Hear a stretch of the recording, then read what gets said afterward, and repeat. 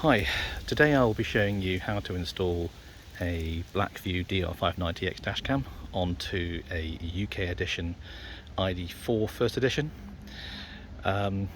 This is my first ever YouTube video I'm going to make. I have researched other videos on how to do this, so what I'm going to do is take you through the process start to finish. I've only ever installed a dashcam once, but I've done my research, done my checks and balances, and I do believe that it's possible to install this camera yourself without too much fuss. So here we go. So when it comes to powering your Blackvue DR590X, you have three options. The first is to hardwire it into the fuse box. Not one for the faint-hearted. There are no specific instructions as to which fuses you should use. You have to connect an earth wire as well, and that can go horribly wrong if you were to choose the wrong fuses. It does involve you doing your own research. You've got the cigar lighter option, which again, these two options come with the Blackvue. This means that the cable has to be on view. The problem with the ID4 is that there is no cigar lighter on this UK first edition in the front compartment of the vehicle, so the cigar lighter is really not an option for you with your ID4. The best option to go for is the Connector X cable. This cable costs £20 from Halfords. They seem to generally have it in stock. Note that the Connector X is compatible with any Blackvue camera that has X in the title. So our DR590X is compatible with the Connector X cable. Don't try and connect it to the cable which doesn't have the X. It is not compatible with the connector, I know, because I tried it. There you go. So the most difficult part of this is actually feeding the cable for the rear camera, which I've pre-fitted up there, through this panel here and through this flexi connector here, so that you can then feed it into the car. You could take the cable from here and loop it over into here. I've done that with a previous installation. However, if you're going to keep the car for many years and you want it done properly without the risk of chaffing the cable, I'd recommend you feed it through here. And the way I did this, after spending what was possibly 2 or 3 hours, was to fashion a tool, which is simply a coat hanger like this. So cut off a piece of coat hanger and then make sure that you bend the edge and make a little loop so you don't damage any cables. And with this tool, what you can do is feed it in here, pass it through, and then with the ribbon that's attached to this coat hanger, the ribbon should be reachable from within underneath. Put your hand in underneath the headliner and you should be able to pull the coat hanger through. By grabbing the ribbon will break away from the hanger, and you then got to pass through on both sides. So how to remove the back panel. So you will see it's quite closely fitted at the top, and I don't want to risk putting a tool in there. So what I'm going to do is try and pull it from the underneath here and start here. What you'll notice is it will pull away and it will start to click like so, and you'll hear pings, which are scary pings, but don't worry about those. Continue to pull it away. It's quite strong. Move your hand along as you do so, like this, and the whole thing should eventually come apart. Be careful not to damage this. Go slowly if you're not sure, and eventually the whole part or the panel will drop off. Be aware that some of your metal pins may stay behind inside the bonnet. So if you look there, you see that there's a metal pin there. I'm going to pop that out. There's also a couple more that stayed inside. What you want to do is to remove those with pliers and put them back into the relevant part onto your panel. Make sure you do that, otherwise you will not be able to successfully reinsert or reattach the panel. So as you can see, I've now reinstated all the clips back into the back panel, ready for easy reinsertion once the job is finished. Try to make sure that these are centered like that, and make sure that they're in properly. So you're now ready to move on to the next stage. So you're now at the stage considering how to connect the rear camera to the front of the car. So other videos show going over the top, through the headliner, through here. However, this does seem a bit risky to me, as there's a risk of damage to the headliners, and I believe there's also some airbag components in there. The other option is to go down by the side of the seat, under the panels, and there's one or two videos from other models of Dashcam which showed this being a successful option. So what I've found by trying to use the default cable that comes with the Blackvue, that it simply isn't long enough to reach. You need a 7-meter cable to follow this route. The cable that comes with the unit is 6 meters. So what you have to do is go onto the Blackvue website and order yourself one of these. I think for approximately £25 you can get the official Blackvue extension cable. I would recommend this. I wouldn't get a third-party cable. Do go and get the official part.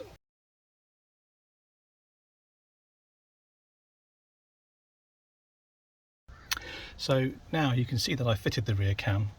I've inserted my cable. I've used my hanger with ribbon technique to feed this through here, and I'm left with the cable dangling out here. It is tempting to put the panel back at this stage, but one option I have here is for cable storage. If you remember, you will need an extended cable if you're going to go down the lower route to the front cam. So this is a potential storage area for the excess 3 meters of cable, which could be tightly wrapped up and stored here under the panel. So I'd recommend leaving it open at this stage. The next step will be to feed the wire through the headliner and then begin the path to the front of the car. So we can now begin feeding our cable in the headliner. Tuck it inside here, and the rubber part lifts up. Just be careful not to push too heavily on this. You don't want to do permanent damage on the headliner. So feed it in this way. Tuck it underneath, make sure it's in there okay. You can use your fingers to do this. The corner bit, just get it in there. What you'll find is that once you've got it in, maybe leave a bit of extra cable, and once you've got it round, you can sort of pull it through in the corner like so. So in it goes, pull it, and down it goes.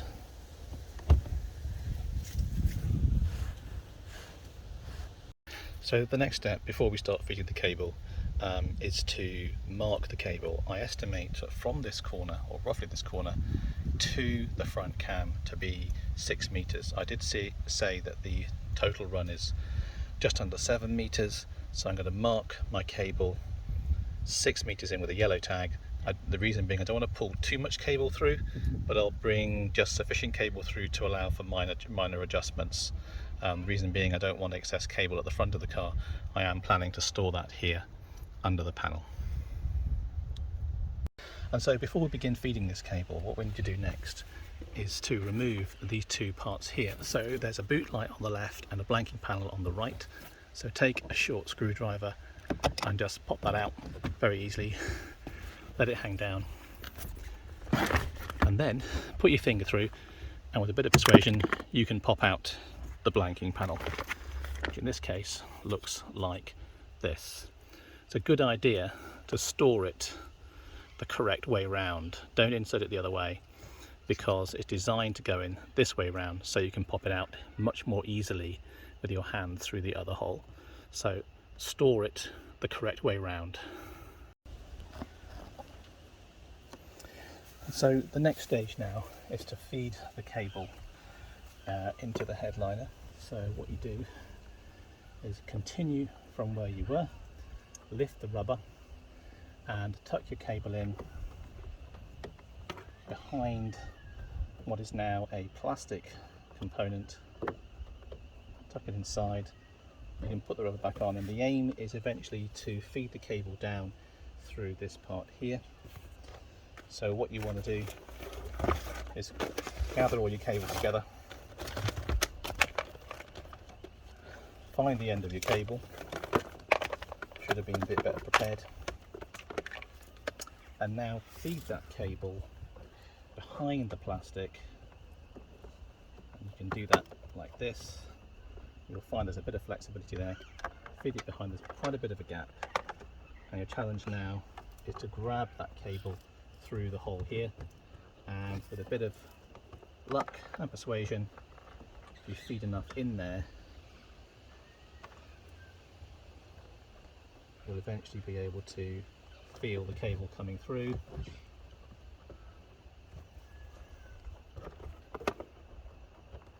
Can't at the moment, but just keep feeding it in and eventually you'll feel it. There you go. I've got my cable. I'm now ready to feed it all the way through. The next stage will be to remove the plastic trim on the inside of the door. The plan will be to feed it back from there, the exit point, through, which is over here, inside this section through to here. So what you do is get your fingers under there, pull off this trim, it unclips. Can be a bit scary if you think you're pulling the car apart, but now you've got access to the inside, and there you go, another clip, and you've now got access to the inside, and this is where your cable run is going to come through. So your next step in getting that cable in there is to fashion a tool that can feed it through. I mean, other videos show people using fish wire, but I've made taken a coat hanger. I've covered the end of it with tape just so that I don't damage anything on the inside, and all you have to do is open up your section here and feed in your tool, and what should happen is that you see it appear in your hole at the back, and if you look very carefully you can actually see the tool appearing. Let's go to the rear, and there we can see our tool. So we're going to use that to pull the wire through. So I ended up having to modify my pull through tool to create a loop at the end. I taped over the cable onto that and I pulled it through. As I was manipulating this, I felt more clicks as the trim gave way, but I've now got my cable through ready for the next stage, and you can also see the main cable harness there. So the plan will be to follow the main cable harness down to the front of the car. So I've now fed the cable down underneath here through to this point here. I've got quite a bit of tricky trim here, so what I'm going to attempt to do is to feed it through using my trusty coat hanger. So you can see here is the tool that I used earlier. So what I'm going to attempt to do is feed that under there and through so I can pull the cable through. So my first little trick is to prop that open there, or find something a bit taller so you can feed your tool through and hopefully pull the cable through. So I've now managed to pull my coat hanger through. So what I shall do now is attach the cable to this coat hanger and then pull it through to the other side. It was a bit tricky. There is a sort of a crossbar just here, so I'd recommend feeding it through to just before the crossbar, and then put your hand inside, pull it up, and you can now attach it to the cable. So eventually your hanger will emerge on the other side, and just position it there. Give yourself about 30 to 40 centimeters of cable and attach your cable here. That will give you sufficient play in the cable as you pull it through. So now is a good time to pull your cable through. Get your hand in there and gently pull, and there we have our feed. Wonderful.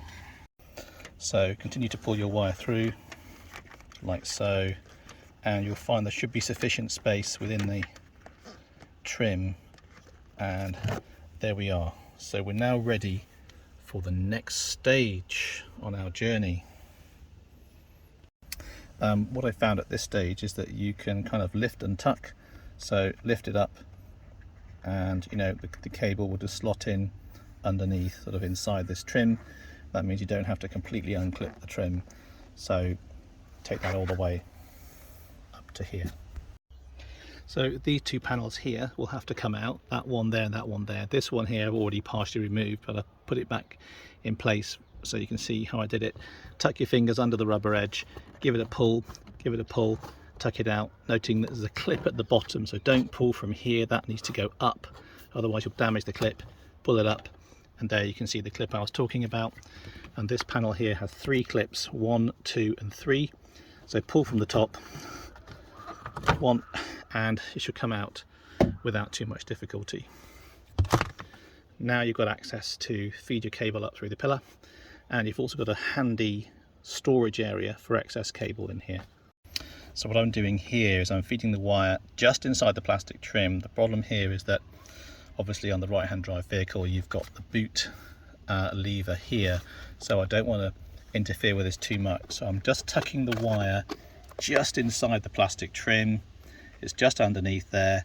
I'm not going to push it in any further than that. I don't want it to get caught on the inside, just so that removal could be easier. So I'm going to take that all the way up to the top. I've also removed this panel here. This was quite easy to remove. I think it's like that, quite straightforward. Just pop it out, and then I've removed the side catch here. Again, this cover is fairly easy to remove. Just grab it, 3 pins holding that in, pop it out, and that makes this bit quite easy. I'm now going to complete this and get the cable up to the top of the dash. Okay, so we decided that we're going to go for the OBD cable connection option to power our dashcam system. I'm going to leave parking mode on, and the OBD connector is located underneath the driver's footwell. And if you get in here and look underneath, you will see a purple connector under the dashboard, and to which you will connect your connector. Plug it in. There you go, that's done, and we're now ready to feed up our cables. One thing I've noticed about the front pillar trim is that Volkswagen appear to have put in an extra sort of a cut-in point for a cable. If you look a bit further up here, you'll notice that there is kind of a little cut-in point. So I do wonder, were they thinking of dashcam installers? So from here, I've managed to feed the cable up here by separating this part here. The cable here is just tucked in behind the trim. There is a void there. I suppose if I had reverse cabled it, I could have fed it through, but because I'm feeding the jack plug end through, it's much more difficult. So I've tucked the cable in there, and I've actually gone inside the trim here. I've then gone round to the other side here, and I've started tucking the cable, just pushing it in with a plastic tool, and I'm left with the final stage. So the tricky bit is getting the cable up here through into the pillar. It's fairly rigid, there's very little movement, and what I found was I was able to get a coat hanger right down to here. I was then able to attach my L-shaped jack plug into that, and once I'd attached my L-shaped jack plug to my coat hanger, and here you can see how I've done it. There you can see the L shape of the jack plug. I've protected it. I had a lot more tape on that when I did it, of course, but I've removed it to see so you can see what I did. I was able to pull that up through here, feed it through fairly easily, much more easily than I anticipated. So I could do the same with my with both cables. You may want to do one at a time, but certainly it is possible to do that with a coat hanger. So before you feed the panels across the headliner on the driver's side, it's a good idea to position your camera first and actually fit the camera. So I'd recommend that you put it on the passenger side so it's out of view, doesn't distract. I think that's where most people would want it. And if you look behind there, you'll see that the top part of the windshield has a black and white hazing. So not sure what that's for. Perhaps it's to protect the wing mirror from the sun. But if you place your camera roughly where you think it's going to go, you could go slightly into the black and white area, halfway in, without obstructing the view. That means it's out of view of the driver. What you don't want to do is go too far to the right, because if you do that, you won't be able to easily fit your cables. In fact, you won't even be able to see the cable ports, and you would have to remove the camera each time you did so. So my suggestion would be to fit it roughly there, so it's as high as it will go, it won't obscure the view, and it will give you access to your cables. So the next step that you need to take, I would recommend before you install your dash cam, is to remove the covers above the rear mirror. And this easy way of doing that, if you don't have any fancy spudger tools available, is to use one of these, a teaspoon. So take your teaspoon, preferably this angle, insert it underneath the cover here. You'll see that I've done this earlier, but with a quite decent push on both sides, you can remove this cover like so, and then the unit will just come out. Now you will need to apply some pressure. It's a good idea to hold the top part of the plastic in firmly and give it a good lever, and it should unclick as you do so. So with your first cover removed, it might be tempting to think, oh, I can now squish my cable into that gap there, but no, it won't be a clean finish, and it will get squashed between the cover. There isn't quite enough space in my view. So the next step then is to remove the upper part of the cover. Simply giving a gentle nudge, the whole unit should come off like so. You've now got space to push your cables in. And so now with my dash cam fitted, with my two covers removed, I can tilt the camera mirror to one side, and I'm now able to feed the cables through. Just a little tip, it's a good idea to leave, just to protect your back view lens whilst you're fitting. Why not leave that plastic lens cover in place whilst you're doing the work? Obviously remove it at the end, but in case you bash it, you'll be protected. So leave that in place. And now is a good time to feed your cables in the gap at the top here, top of the cover, and then get the cable plugged in so you can assess the length required.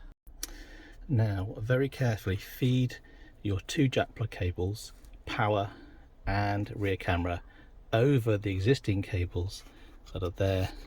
Send them over like so. I won't be able to finish this because I am only two-handed, but feed them right over, and then they will sit on top of those two existing cables there. So I fed my cables through and I've replaced the first plastic layer. I have decided to have my cables running on the outside of this plastic layer. You may prefer to feed your cables inside that layer, but I think doing this gives me more flexibility when it comes to removing the cables, or possibly adjusting the camera position in future. The driver can't really see those cables. You can possibly tie them together, but I think this is possibly the best compromise for the Blackvue cables. All that remains to do now is to fit the second cover. So I've now finished my cabling. I've tidied up the excess cable in the side compartment here before I refit the covers. Now we're good to go.